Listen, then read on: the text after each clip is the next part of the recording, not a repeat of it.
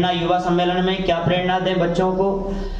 यहाँ उतनी दूर दूर से किराया लगाकर खर्च करके माता पिता को बिना बताए भी आ रहे हैं कि बच्चे एक अच्छी शिक्षा लेने के लिए, अच्छी बात सीखने के लिए यहाँ तक पहुँचे हैं, तो हम यहाँ क्या लेकर जाए यहाँ से।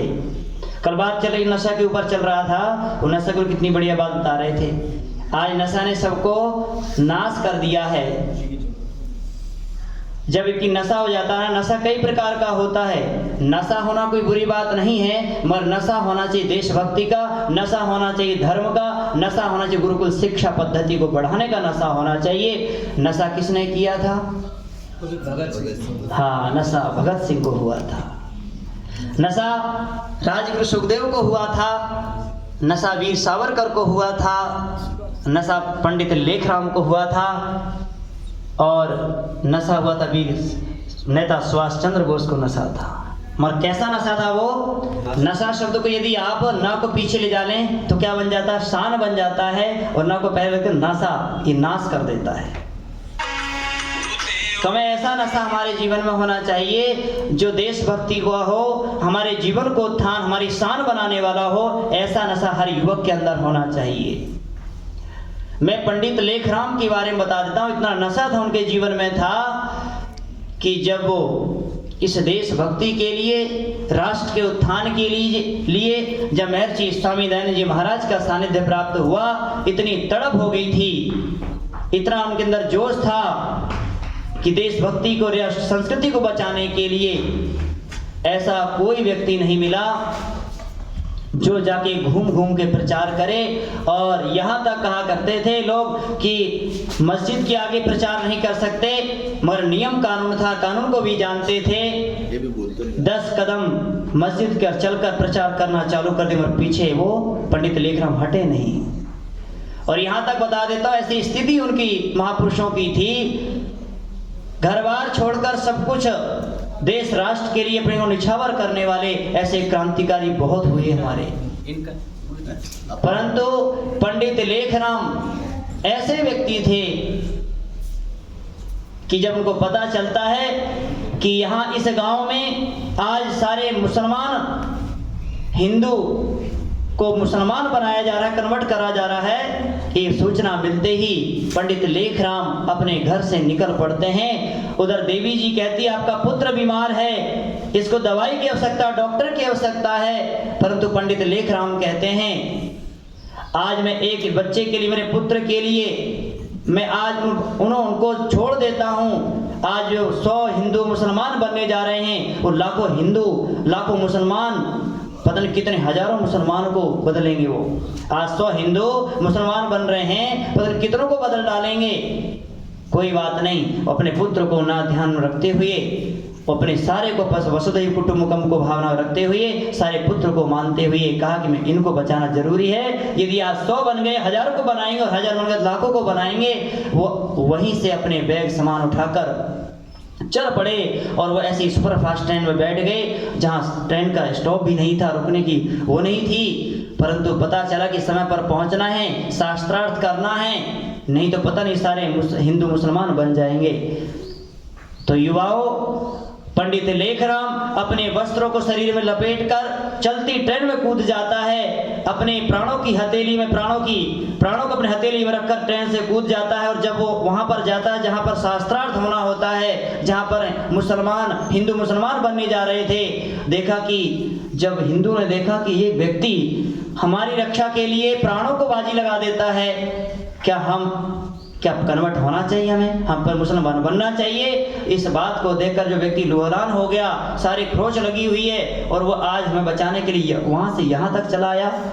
कहते इस भावना को देखकर, इस जीवन को देखकर वो कभी मुसलमान नहीं बने, वापिस सारे हिंदू में ही रहे। ऐसे पंडित लेखराम थे, ऐसे युवा हमारे महापुरुष देश राष्ट्र में हुए हैं, तब हमारी संस्कृति यहाँ तक बची हुई है। और ये संस्कृति आगे बढ़ाने का दायित्व हम युवाओं का है। यदि हम नहीं जागे, ये भारत देश आगे गुलाम फिर हो जाएगा।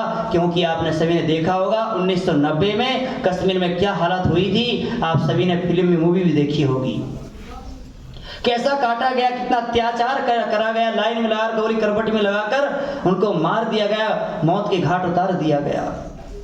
और एक मस्जिद से भी, जामा मस्जिद दिल्ली से कुछ दिन पहले की घटना है, वो कहता मौलवी यदि आपने यदि नहीं अभी नहीं समझे, नहीं संभले, तो बोले जैसा हाल कश्मीर के साथ हुआ है, कश्मीर के पंडित हिंदू के साथ हुआ है, वो हाल सबके हिंदू के साथ होने वाला है, क्योंकि कुरान में रहा काफिरों को मारना धर्म है। यदि हमने बात सीखे नहीं गए, हम अपने धर्म के लिए, अपने राष्ट्र के लिए, अपनी संस्कृति के लिए हम नहीं जागे, तो आने वाली पीढ़ियां जो मुसलमान ईसाई बनते चले जा रहे हैं, वो आपस में भाई भाई को कत्लेआम करने वाले हो रहे हैं। यही जोश, यही नशा वीर भगत सिंह में था। इतना जोश उनके अंदर था कि वो संस्कृति के लिए अपने घर परिवार को छोड़ दिया। और आर्य समाजी संस्कार थे, कल भी बात चल रही थी, उनका संस्कार, जनेऊ संस्कार आर्य समाजी परिवार में हुआ। उनके दादाजी आर्य समाजी थे, उनके चाचा आर्य समाजी थे, उनके संस्कार तो रहेंगे।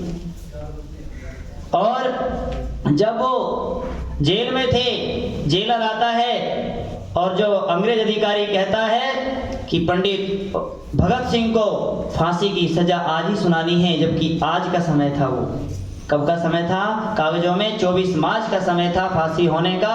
परंतु ब्रिटिश सरकार, अंग्रेज इतने कांप उठे थे, सारे युवा पीढ़ी, सारी जनसंख्या, पूरी जनसैलाब जाग गया था उस भगत सिंह के लिए, बचाने के लिए, मिलने के लिए। जेलर को कहता है अधिकारी कि आज भगत सिंह को फांसी आज ही होनी है। तो जेलर कहता है ये क्या नियम है, कौन सा कानून है ये? बोले कानून हमारे पास है, हम बनाने वाले, हम तोड़ने भी वाले हैं। अंग्रेज अधिकारी ने उस जेलर को कहा था। और मना करते हुए बहुत बार उन्होंने मना कि मैं ये काम नहीं कर सकता। बोले आप हमारे नौकर हो, कोई अधिकारी नहीं हो, मालिक नहीं हो, हम जैसे कहेंगे वैसा करना पड़ेगा। ये ऐसा अत्याचार हमारे हिंदू पर होता था। और इस संस्कृति को ऐसे कोई भी क्रांतिकारी आगे ना आए। भगत सिंह को अंग्रेज सरकार के अंदर, कांग्रेस के अंदर उनको कपड़े से निकाल कर नंगा करके सबके सामने मारा जाता था, सड़क में मारा जाता था, उनको ताड़ना करी जाती थी, अत्याचार किए जाते थे, ताकि कोई भी ऐसा युवा इस क्रांति को जगाने के लिए क्या ना करे, बलना साहस ना करे आगे क्रांति चलाने के लिए। ऐसा अत्याचार इन क्रांतिकारी पर हुआ है। मैं एक बात कहकर अपनी वाणी को विराम दूंगा।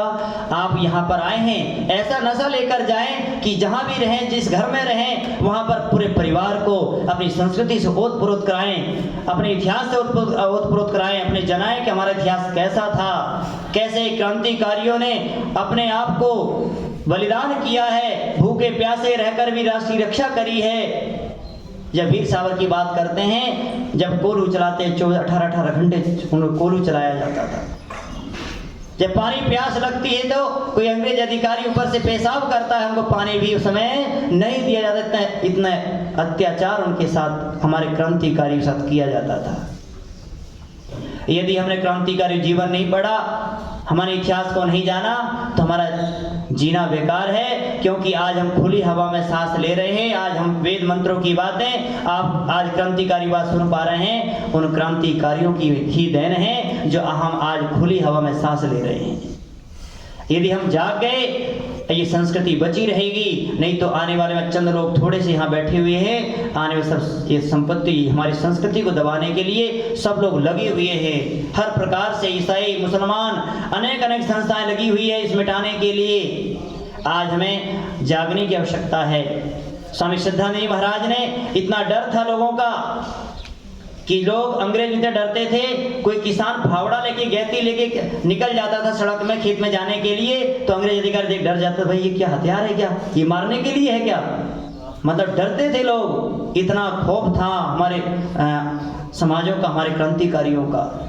उनकी गैती फावड़े जमा कर ली, कुल्हाड़ी जमा कर ली जाती थी, ये हमें मारेंगे एक ना एक दिन। इतना डर था हमारे क्रांतिकारियों का। और इतना डर था कि गुरुकुल में भी बम बनाए जाते हैं। स्वामी श्रद्धानंद की ब्रिटिश सरकार देखने आई कि कौन से बम हैं। आप दिखाते कि हमारे मानव बम हैं। ये बम जब विस्फोट होगा, एक एक की नस सब टूट जाएगी, सारे अत्याचार खत्म हो जाएंगे, सारा पाखंड खत्म हो जाएगा। ये मानव बम कहाँ बनाए जाते हैं? ये गुरुकुल में बनाए जाते हैं। टाइम बम तो क्या करते, पूरे देश को नाश कर देता है, मगर जो मानव बम जो बनते गुरुकुल से तैयार होते हैं, वो सबकी नस नस में जो भरा हुआ मेल है उन सबको निकाल देता है, देशभक्ति कूट कूट के डाल देता है। ये मानव बम कहाँ बनाते हैं? गुरुकुल में बनाए जाते हैं। और जब अधिकारी कहता है यहाँ तो यहाँ बहकाया जा रहा है, यहाँ कोई बम नहीं बनाया जाता, जब श्रद्धानंद जी कहते हैं आपने देख लिया मेरे बम, कोई व्यायाम कर रहा है, कोई मुद्गा घुमा रहा है, कोई तलवार चला रहा है, कोई लाठी भाला, कोई योग व्यायाम कर रहा है, बोले ये मेरे बम है। बोले बेकार है तुम लोग। तो सारे कमरे देखते हैं वो घूम घूम कर, वो कहते हैं कुछ नहीं, चलो चलिए वापिस चलिए। स्वामी श्रद्धानंद जी कहते हैं सुनिए अधिकारी जी, आपने यहाँ बम देखने आए यहाँ पे गुरुकुल में, परंतु बम नहीं मिले। आप यहाँ से आप जब जा रहे हैं, आप बम बनाने का फार्मूला तो लेकर जाइए। वो क्या फार्मूला दिया था?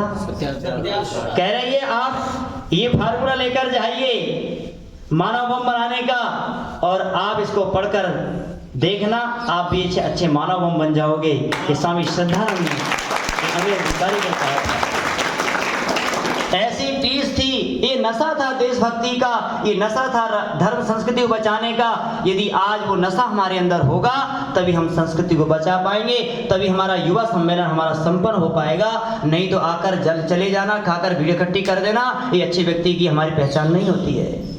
अच्छे व्यक्ति हमेशा ठोस बात करते हैं, अच्छे व्यक्ति धर्म संस्था बचाने के लिए एक संकल्प लेकर जाते हैं। मैं आप सभी से निवेदन करता हूं, आप युवा सम्मेलन में आए हैं, आप जहां भी जाएं अपनी संस्कृति का प्रचार दूर देश तक पहुंचाएं, दूर दूर मीडिया के माध्यम से, अखबारों के माध्यम से, अपने सत्यार्थ प्रकाश आदि ग्रंथ घर घर पहुंचा दें। यदि आपने ये काम कर दिया तो आप युवा सम्मेलन में आने का बहुत बड़ा आपको सफलता प्राप्त हो जाएगी। नहीं तो आकर चले जाना कोई सफलता की बात नहीं है। 2-4 दिन जाकर व्यक्ति फिर भूल जाता है, हम क्या हुआ था, क्या करे थे, क्या बात बताई गई थी, कोई ध्यान नहीं रखता। ऐसा कदम आप उठाएं और ऐसे कार्यक्रम आगे जब हुए, आप आज यहाँ पर अपने कार्यक्रम में 700, 1000, 2000 के व्यक्ति के आसपास आए, मगर आप जब आगे कार्यक्रम करे जाएंगे तब तक हमारा पूरा पंडाल कम से कम 5-10 व्यक्तियों से भर जाना चाहिए। ये संकल्प आप लेकर जाएं, तभी हमारा युवा सम्मेलन हमारा सफल हो पाएगा।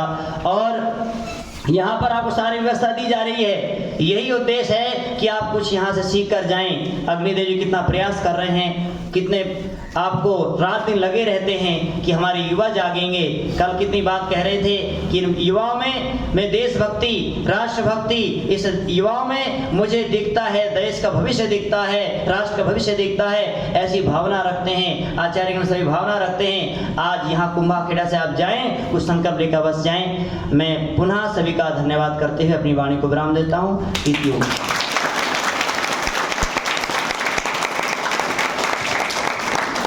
बहुत बहुत धन्यवाद आचार्य भीमदेव वर्णी जी का।